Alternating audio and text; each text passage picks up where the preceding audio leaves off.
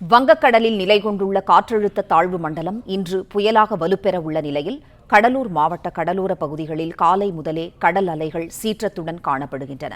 செய்தியாளர் லெசிராஜா இணைப்பில் இருக்கிறார். லெசிராஜா, வணக்கம். கடலூர் கடலோர பகுதிகளில் கடல் அலைகள் சீற்றத்துடன் காணப்படுகின்றன, விவரங்களை சொல்லுங்க. வங்கக்கடலில் காற்றழுத்த தாழ்வு மண்டலம் இன்று புயலாக மாற உள்ளது. இதன் காரணமாக கடலூர், சென்னை, புதுவை உள்ளிட்ட 9 துறைமுகங்களில் 3ஆம் எண் புயல் எச்சரிக்கை கொண்டு ஏற்றப்பட்டுள்ளது. இந்த நிலையில் கடலூர் மாவட்டத்தில் கடல் சீற்றம் அதிகமாக காணப்படுகிறது. இதேபோல் கடலூர் மாவட்ட கடலோர பகுதியில் தலைக்காற்று வீசுகின்றன. வழக்கமாக இருக்கும் அலையின் உயரத்தை விட தற்போது 8 மீட்டர் அளவில் உயரம் காணப்படுகிறது.